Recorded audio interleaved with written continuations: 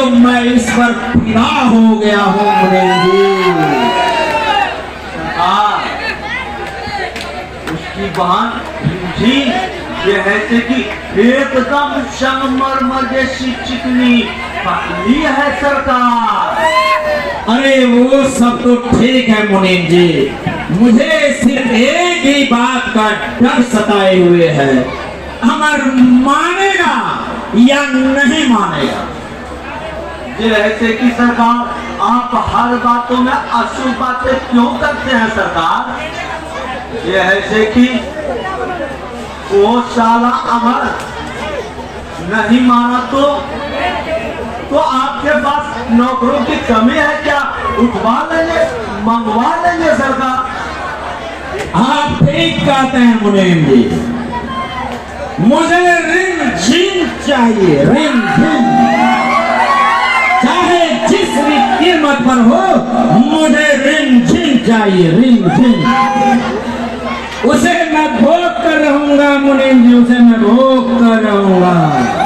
ये ऐसे की सरकार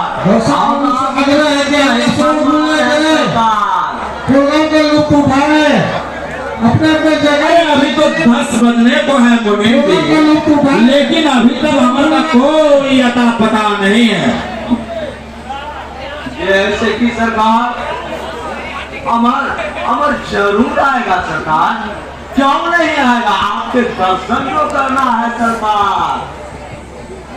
अरे मुनीम जी, कहीं ऐसा ना हो कि हम लोग यहाँ पर बैठे रह जाएं, वो साला अपना काम करके निकल जाए। जैसे कि सरकार आप बहुत जल्द घबरा जाते हैं। आप तब तक एक सिगरेट पी लीजिए सरकार, मैं एक बीड़ी पी लेता हूँ, और वो साला अमर का बच्चा तब तक आता ही होगा सरकार।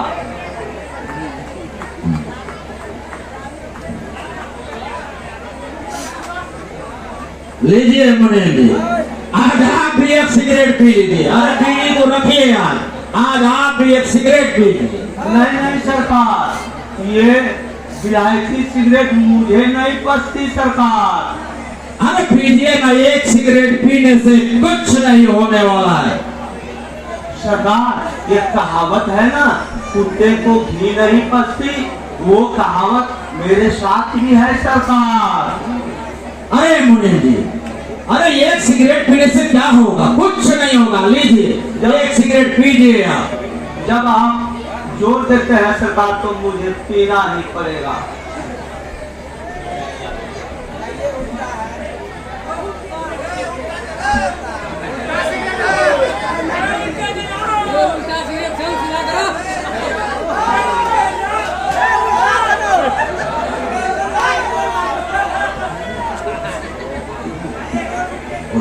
ये है कि सरकार, इससे तो आपका हिस्सा मुझे विलायती सिगरेट दिए सरकार, इससे तो धुआं निकलता ही नहीं सरकार। अरे मुनीम जी, अरे आप तो गलती कर दिया, आप उल्टा सिगरेट को धरा दिए। लीजिए आप सीधा करके सिगरेट को सुलगाइए, लीजिए ये सिगरेट लीजिए और सीधा सुलगाइए उसको।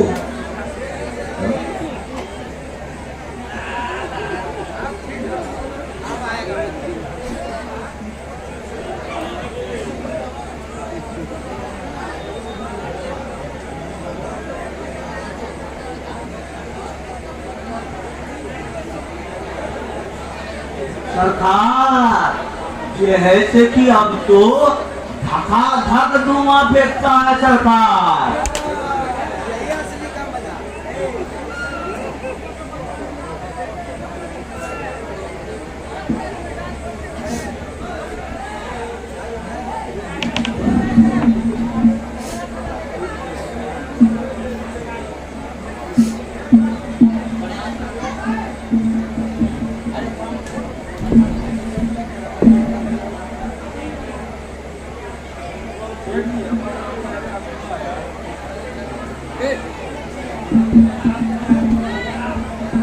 क्या कहा?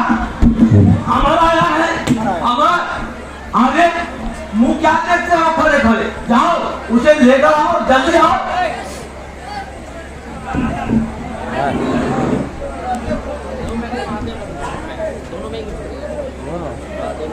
जैसे कि सरकार आपको रिमझिम चाहिए ना सरकार? बिल्कुल चाहिए, मुझे रिमझिम चाहिए।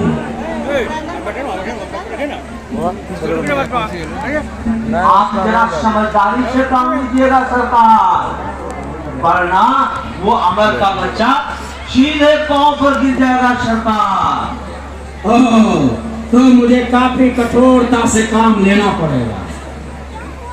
ये है कि सरकार, आप अब बिल्कुल सही समझे सरकार। अब हम भी वही खाता को ठीक कर लेते हैं सरकार। सोहरा के यहाँ 300 रुपये, ब्याज 250 रुपये, कुल 550 रुपये। पंचना के यहाँ 100 रुपये और ब्याज 50 रुपये, कुल 150 रुपये।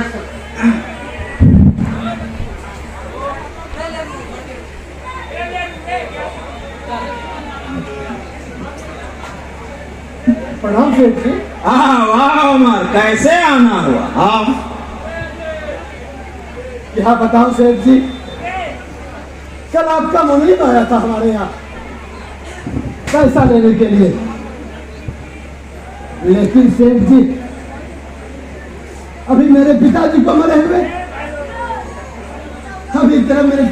अभी मेरे पिताजी की आग अच्छी तरह बुझी भी नहीं कि आपका मुनीम हमारे पास पैसा मांगने के लिए आ गया।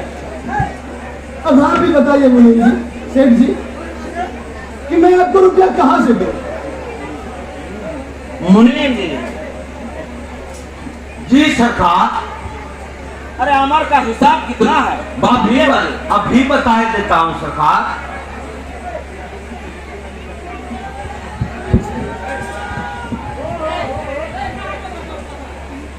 कुल 30,000 रुपये सरकार।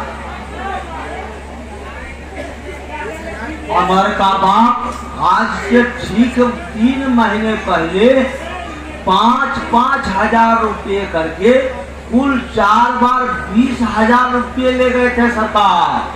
फिर उसका सूद 5,000 रुपये और फिर 5,000 का सूद 3,330 रुपये 30 पैसे, कुल 30,003 रुपये सरकार। आप बताओ अमर, अरे हम सेठ साहूकार हैं, रुपये का तो लेन देन हम करते ही हैं, लेकिन एक सीमा तक। तुम गांव के भले आदमी हो, इसलिए हम तुमसे हर मास सूद नहीं लिया करते हैं, लेकिन अब तुम्हें सूद समेत मेरा रुपया तुम्हें वापस करना होगा। सेठ जी, आप तो सब कुछ जानते हैं कि मुझे अभी नौकरी नहीं मिली। मेरे यहाँ अभी 3 दिन से चूल्हा तक नहीं जला, किसी तरह पानी पी पी कर अपना पेट पालता हूं। अब आप भी बताइए सेठ जी कि ऐसी परिस्थिति में मैं आपको पैसा कहां से दूं? देखो अमर, मेरे यहाँ रुपया कोई खैरात में नहीं बटता है। जो मैं तुझे छोड़ दूं, तुम्हारे जैसे मेरे पास हजारों लोग फरियाद लेकर आते हैं। देखिए सेठ जी, लेकिन सेठ जी आप तो हमारे विषय में सब कुछ जानते हैं। अगर आप मुझे कुछ पैसे और दे देंगे तो मैं नौकरी करके आपका एक एक पाई चुका दूंगा। अगर तुम जिंदगी भर नौकरी नहीं करोगे अमर, तो क्या मेरा रुपया तुम वापस नहीं करोगे? नहीं सेठ जी, नहीं, ऐसा नहीं होगा। अगर मुझे रिमझिम की शादी नहीं करनी होती तो मैं आपका पैसा किसी तरह लौटा देता। अरे तुम्हें अपनी बहन की शादी करना है तो मैं क्या करूं? मुझे तो सिर्फ अपना रुपया चाहिए। दया कीजिए सेठ जी, आप दया कीजिए। मेरी बहन की शादी करना मेरी बहुत बड़ी मजबूरी है सेठ जी। शादी हो जाने के बाद मैं आपका एक एक पैसा चुका दूंगा। देखो अमर,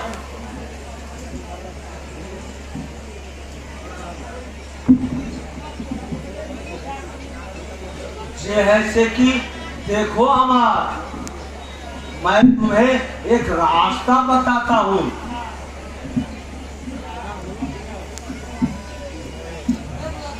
ये है से कि तुम्हारा पैसा भी चुकता हो जाएगा और तुम्हारी बहन जिनकी शादी हो जाएगी और साफ झंझट से साफ साफ मुक्त हो जाओगे और रिमझिम रानी जिंदगी भर मौज करेगी, मौज।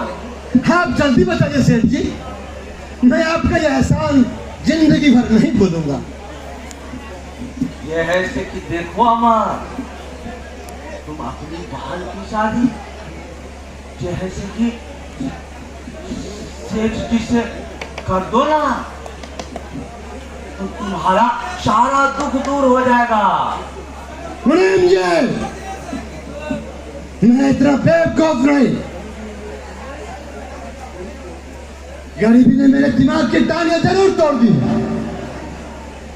लेकिन मैं अभी इतना बेवकूफ नहीं कि आपकी ऐसी बातों को मैं समझ न सकूं। इसमें जैसे कि तुम्हारी भलाई है। चुप रहो मुनीम के बच्चे, हम लोग गरीब जरूर लेकिन इज्जत से जीना जानते हैं। तुम लोग अमीरों की तरह हम न इज्जत बेचते और न खरीदते। जरा दिमाग लगाकर सोचो अमर। क्या सेठ जी?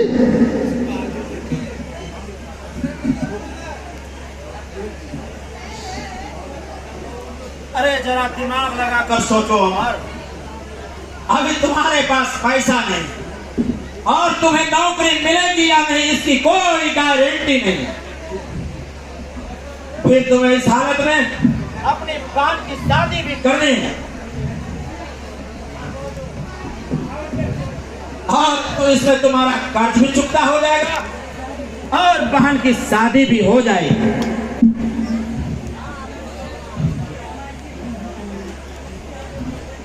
क्यों नहीं तुम अपनी बहन की शादी मेरे साथ करा देते हो और ये तीर और दो निशाना।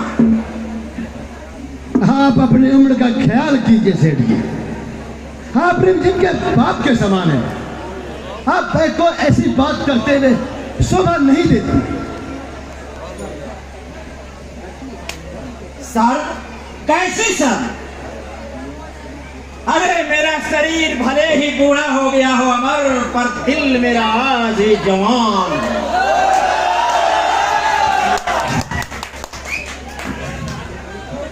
अरे तुम मेरी बात को मान लो अमर। हाथ पे बात कीजिए सेठ जी, मेरी बहन कोई बिकाऊ नहीं कि मैं अपने कर्ज से बदले आपको अपने बहन की शादी आपसे कर दूं।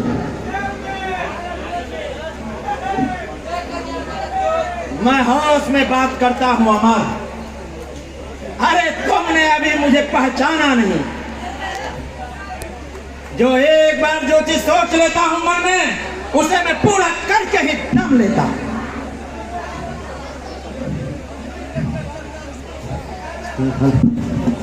ऐसा कभी संभव नहीं होगा सेठ जी। हम लोग गरीब जरूर परंतु शान से जीने वाले।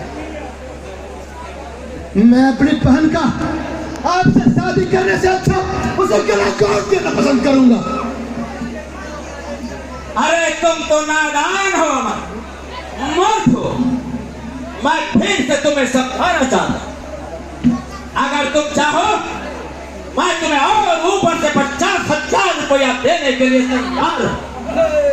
नहीं सर जी, नहीं नहीं, आप मेरी बहन की कीमत लगाकर आप अपनी मौत को बुलावा दे रहे हैं। ये है कि सरकार, अब भलाई का जमाना नहीं यार सरकार। यह तो उल्टे चोर कोतवाल को डांटे वाली बात हो गई सरकार। अरे भारे का कुत्ता, तू चुप रहो।